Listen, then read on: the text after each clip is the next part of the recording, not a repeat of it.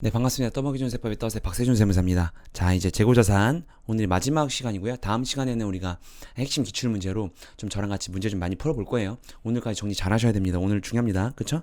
그래서 저번 시간에 우리가 수량이랑 가격까지 하는 것까지 공부를 했습니다. 그쵸? 자, 우린 지금 뭐 하는지 좀 다시 한번 복습을 하고 갈게요. 자, 우리는 재고자산 중에서 재고자산 하는데 우린 매출 원가, 팔린 거에 대한 자산이 팔린 재고에 대한 원가를 구하는데, 그죠? 이걸 어떻게 구한다고요? 그렇죠. 밑에 있는 것처럼 간접법으로 구한다고 했어요. 그렇죠? 왜 간접법으로 구합니까? 왜냐면 이렇게 많이 사고 많이 팔잖아요. 이걸 다 하나하나 추적할 수가 없는 거죠.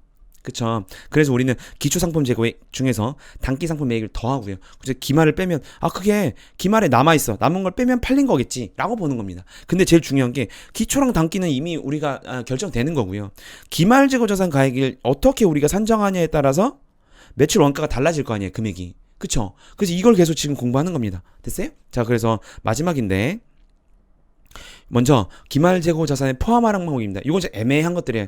애매해서 정해놨습니다. 여기에서 과연 우리 창고에 있는 없는데 이걸 과연 우리 기말 재고 자산을 볼 수 있느냐 좀 볼게요. 이런 것들이 있어요. 보면요, 이런 것들이 우리 지금 기말 창고에 없어요. 여기 창고에 지금 없음. 없는데 우리 회사에 기말 재고 자산으로 보겠다는 겁니다. 자, 그래서 보면요, 봅시다. 이렇게 있어요. 미착 아직 도착하지 않았다는 겁니다. 자, 그래서 운송중지사 선적지 인도 조건, 도착지 인도 조건에 따라서 이렇게 다르고요. 그다음에 적송품 이거 볼 건데 하나하나 좀 보고 올게요. 지금 이건 제가 개관을 해놓은 거고 미착품도 보겠습니다. 도착하지 않은 재고자산이에요. 보면 운송중지 자산을 써놨죠. 제가 예를 들어서 우리나라에서 수입을 합니다. 수입을 하는데 뭐 예를 들어서 미국에서 샀어요. 뭐 수입한 거죠. 수입. 그러면 배를 타고 오건 항공기를 타고 오건 올 거 아니에요. 이 재고가 옵니다. 자, 그러면 배에 떠 있어? 아니면 하늘에 떠 있어? 아직 도착 안 했어요. 우리나라에 안 있고 미국에도 없습니다. 판 사람한테도. 그럼 이거를 누구한테, 우리 산 사람한테 구매자의 기말 재고 자산에 넣을 건지 아니면 판매자의 재고 자산에 넣을 건지 결정해 놔야 되잖아요. 그쵸? 그래서 이걸 정해 놓은 겁니다. 보면요, 첫 번째 선적지 인도 조건. 자, 선적했을 때, 배에 실었을 때 인도했다고 보는 거예요. 자, 그러면 선적지 인도 조건, 이때 팔았으면 이때부터 지금 누구 거야? 이때부터 구매자 거잖아. 그죠? 구매자는 이때 팔았으니까. 그죠? 그럼 이 지금 요거는 구매자 거죠. 만약에 선적지 인도 조건으로 만약 샀다면. 반대로 지우고, 어렵지 않죠? 이거 외우는 게 아닙니다, 여러분. 도착지 인도 조건이야. 요때 도착했을 때 인도했다고, 요때 도착했을 때 구매했다고 보는 거예요. 자, 그럼 요거 지금 아직 안 팔았잖아요. 그럼 이 판매자 거지. 그쵸? 그래서 판매자의 재고자산에 포함해야 되는 거, 기말 재고자산에. 됐어요? 오케이. 어렵지 않죠? 그럼 미착품 끝. 적성품 봅시다. 적성품은요, 위탁품이에요. 위탁. 뭐냐면 위탁자가 수탁자한테 이렇게 팔아달라고 하는 겁니다. 위탁자, 수탁, 판매를 수탁받은 사람이에요. 그래서 이게 대표적으로 홈쇼핑이죠. 홈쇼핑. 그죠? 팔아달라고 하는 거예요. 자, 그러면 우리가 예를 들어서 현대 홈쇼핑한테 야, 우리 이거 마우스 좀 팔아줘 한 겁니다. 그럼 이렇게 일단 이 수탁자의 창고에 넣어놓겠지. 이렇게 넣어놓고, 그럼 우리 마우스가 여기 있어요. 자, 그럼 이거 현대 홈쇼핑의 마우스가 아니죠. 우리 거잖아. 그죠? 그러니까 우리 거니까 우리 기말 재고 자산에 넣어야 되는 겁니다. 수탁자가 판매하지 않은 재고는 뭐야? 위탁자한테 넣어야 돼. 어렵지 않죠? 갑시다. 시용품이에요. 시용품. 뭐냐면 판매자가 고객들한테 일단 한번 써보세요. 그리고 써보고요. 저도 이거 한번 하는 거 보니까 일주일 동안 시용을 주더라고. 그죠? 그럼 일주일 동안 써보고 만약에 구매 의사가 없으면 다시 반품하면 됩니다. 그죠? 근데 확정을 줘. 구매 의사 오케이. 구매 의사 표시 전. 구매 의사 되면 이건 판 거죠. 기말 재고 자산에 없겠지. 근데 구매 의사 표시 전 거. 제가 헬스 요즘 홈트 하느라고 헬스 무슨 기구를 샀거든요. 그럼 7일 동안 쓰게 돼 있어요. 7일 동안 쓰고 그 후부터는 이제 구매가 확정된 겁니다. 그럼 7일 동안 내가 쓰고 있으면 그 헬스 기구 판 사람은 아직은 판매한 게 아니잖아요. 그러니까 그거를 기말이라면 기말 12월 30일이 껴있다면 기말 재고자산에 넣어야 되는 거예요. 아직 판 게 아니니까. 맞아요? 어렵지 않죠? 상식적인 겁니다. 됐죠? 그리고 할부 판매 봅시다. 재고자산의 인도 시장에 매출한대요. 할부 판매도 재고자산 인도 시장 매출이라는 거는 인도 전에는 기말 재고자산이겠죠. 그쵸? 오케이. 그럼 반품 가능 재고 봅시다. 반품률. 반품률을 합리적으로 추정할 수 있으면요. 재고자산 인도시장 매출로 인식한다는 건 기말재고가 아니라는 거죠. 매출로 인식한다는 건 팔았다는 거잖아요. 그쵸? 매출로 인식했다면 팔았다는 거니까 기말재고자산을 보면 안 되는 거죠. 잘 따라오고 계시죠? 기말재고가 아닙니다. 그죠? 근데 만약에 반품률 합리적 추정, 반품률이 합리적 추정되지 않아. 그러면 구매자 의사 결정 또는 반품기간 종료 후에 매출이면 종료 전까지는 기말재고죠. 말 문제로 나오는 거예요, 여러분 그냥. 됐어요? 판매면 기말재고가 아니지. 판매를 안 봤을 경우에 기말재고죠. 그쵸? 저당상품 담보를 제공한 자산의 재고. 그쵸? 담보만 걸어놓은 겁니다. 그럼 우리 기말재고 자산이죠. 그쵸? 오케이, 됐습니다. 됐고요. 자, 이제 라스트로 이제 우리가 기말재고 자산을 구함에 있어서 이게 좀 어려운데 여러분 시험에 잘 나오고요. 제가 알려드린 툴로 공부를 하셔야 제일 빨리 풀 수 있을 거예요. 저는 다 회계에도 공부를 많이 했기 때문에 제가 고민을 끝에 만든 겁니다. 교환을. 그러니까 잘 보시고요. 제가 감모는요. 여러분 감모가 뭐냐면 정의가 이런 거예요. 도난이나 파손이나 분실의 마모 이런 것들로 인해서 장부의 수량이랑요. 실제 창고에 있는 기말재고 수량이 다른 거예요. 그게 감모라고 합니다. 됐어요? 자, 그리고 근데 우리가 실제 수량 맞춰야 되잖아요. 장부 수량이 100개 있어. 근데 지금 창고에 80개야. 그럼 현실은 80개잖아요. 현실은. 요걸 맞춰야겠죠. 그쵸? 뭐 도난이 됐거나 파손이 됐거나 분실이 됐거나 마모가 돼서 이렇게 없어진 거예요. 몇 개가 20개가. 근데 그 20개 없애는 거를 감모 손실로 해야 되는 거야. 됐어요? 오케이. 보면요.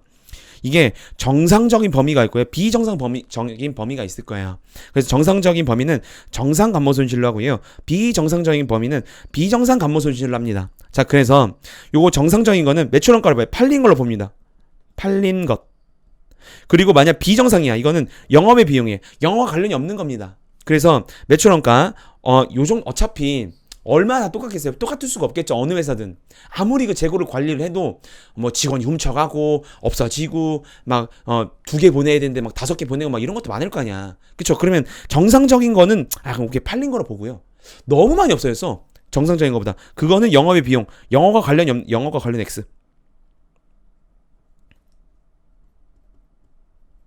됐어요? 자, 이렇게 보는 건데 봅시다. 요건요 어떻게 하냐면 이렇게 하면 돼요. 제가 써놨죠. 장부 수량이랑 실제 수량 단가는 똑같을 거 아니에요. 수량에 대해서 지금 감모손실하는 거잖아요. 그쵸? 곱합니다. 그 금액에서 요 금액을 첫 번째, 두 번째를 발라내요. 정상 감모손실이랑 비정상 감모손실. 그래서 정상 감모손실 매출로 원가로 처리하면 되고 비정상 감모손실은 영업의 비용으로 처리하면 되는 거예요. 됐어요? 자, 그래서 봅시다.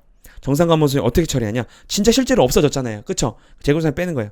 자, 자산이 마이너스니까 대변이고요. 그쵸? 매출 원가로 처리입니다. 비용이 플러스죠.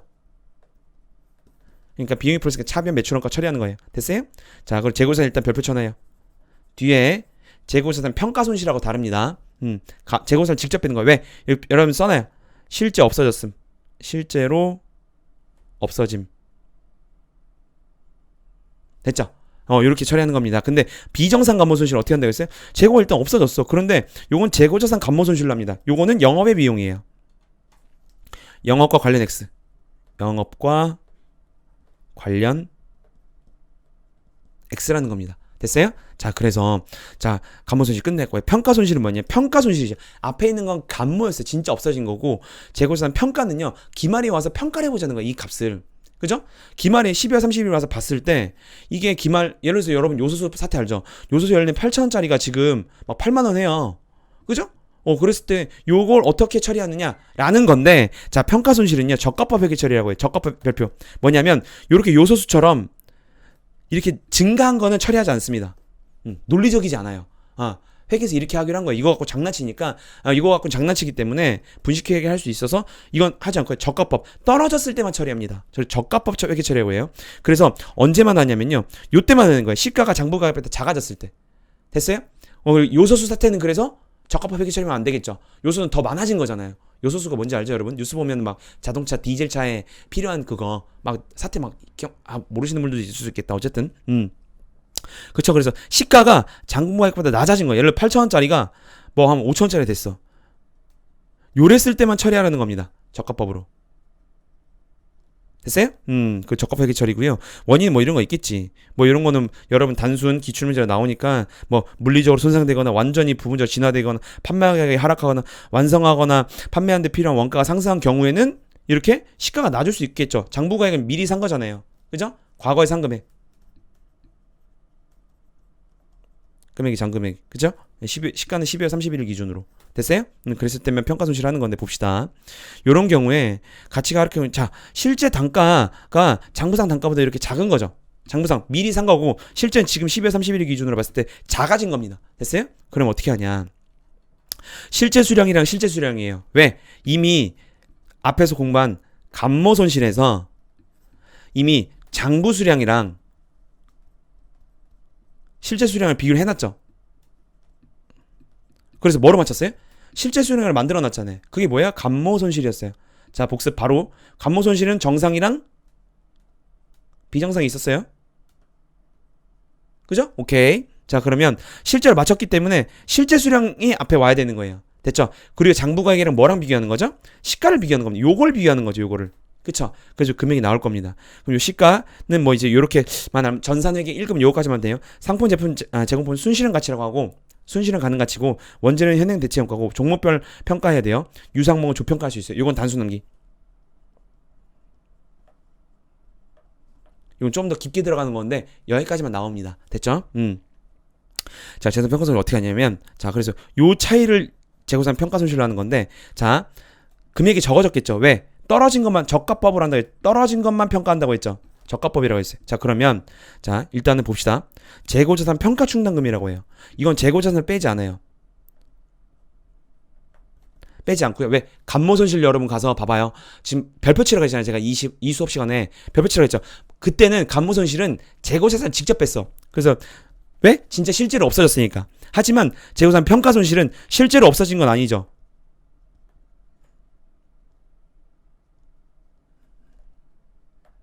그죠? 실제로 없어진 건 아니고 시가가 줄어들어서 평가 금액이 작아진 거잖아요. 그렇죠? 그렇기 때문에 직접 빼지 않고요. 재고자산 평가 충당금이라는 걸 쓰는 거예요. 이렇게. 그래서 재고자산 차감 계정이라고 해요. 됐어요?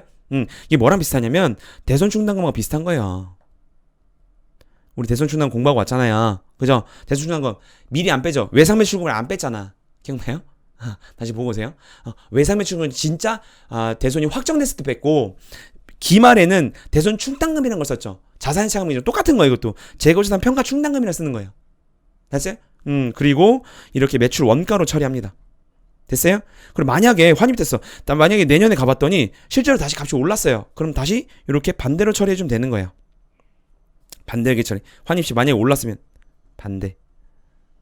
됐죠? 오케이. 자, 이렇게 해주면 되는 겁니다. 자, 그러면 이게 중요합니다. 감모랑 평가 합쳐서 볼게요. 감모 손실을 먼저 해야 되고 평가 손실 두 번째 하는 거거든요. 회계 처리를. 자, 그러면 감모는요. 이렇게 장부 수량이랑 실제 수량에서 실제 수량을 맞춘다 그랬죠. 그래서 장부가액으로만 합니다. 그리고 장부가액이죠. 요 차이죠.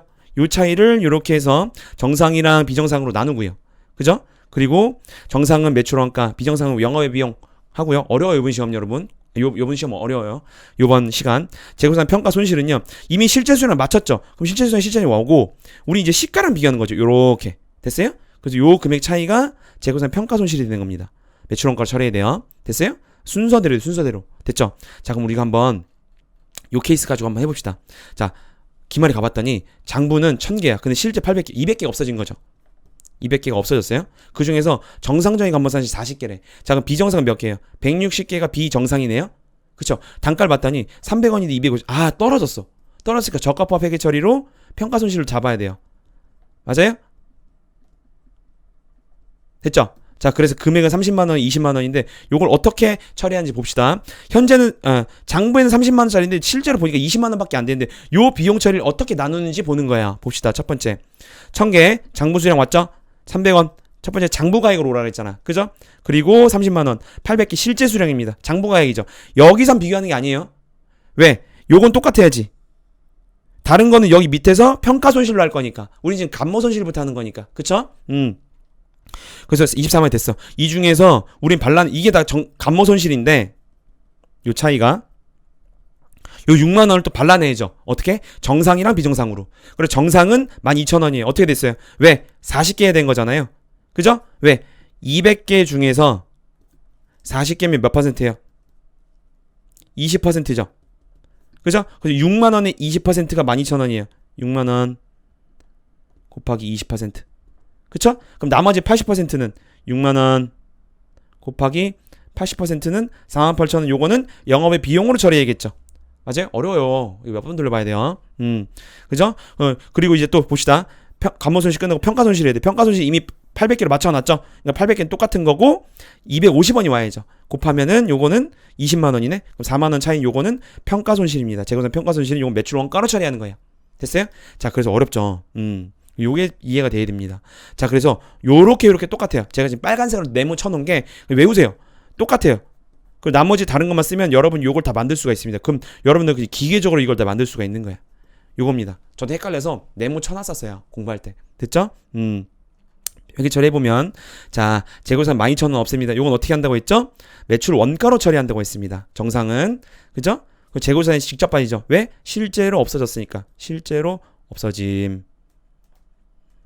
그죠? 그리고 요것도 실제로 없어져서 재고자산 없앴어요.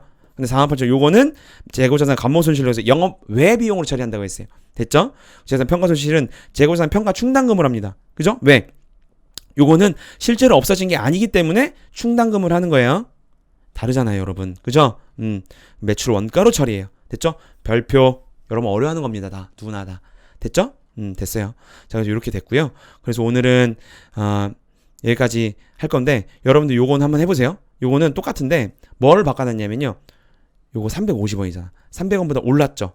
요거는 저가법으로 처리하지 않는다고 했어요. 시가가 올랐을 때는 평가 손실을 잡지 않습니다. 알겠죠? 자, 그래 똑같은데 뭐만 없어요? 평가 손실만 없어요. 앞에 거랑 똑같은데 평가 손실이 없어서 이건 똑같은데 평가 손실 없음. 여러분 함정으로 냅니다. 요거 앞에는 똑같고요, 지금. 됐죠? 자, 그래서 요렇게까지 오늘 정리하고요. 다음 시간에는 좀 어려운데 타겟형 대체 여기까지만 할게요. 타겟형 대체는 뭐냐면 재고자산을 했는데 정상이나 타겟형 대체는 재고자산이 있는 거를 뭐 이렇게 견본 제공하거나 광고거나 복리후생의 직원을 위한 거예요. 직원을 위해 주거나 접대하거나 기부할 수 있죠. 그죠? 요걸 그냥 이렇게 바꾸는 거예요. 재고자산 뭐 광고했다. 광고 선전비로 바꾸면 되는 겁니다. 됐죠? 자, 마무리할게요. 재고는 기초 있고 단기 매입합니다. 됐죠? 이게 판매 가능 상품인데, 자, 매출된 게 판매죠. 그리고 없어진 게 정상이나 비정상, 그리고 평가 손실, 평가돼서 없어질 수도 있죠. 그리고 타겟형 대체도 없어져. 나머지가 기말이에요. 그럼 요게 내년에 또 기초가 되겠지. 내년에. 됐죠? 오케이. 그래서 재고자산이 끝났습니다. 자, 그래서 오늘 여기까지 하고요. 다음 시간에 여러분이 1강, 2강, 3강, 재고자산 1강, 2강, 3강을 토대로 저랑 같이 기출문제 풀어볼 거예요. 풀려야 됩니다. 그걸 풀려면 저랑 같이 공부를 잘 해야겠지. 복습 잘하세요. 오늘 여기까지 하겠습니다. 떠먹이 수업의 떠세 박세준 쌤이었습니다. 감사합니다.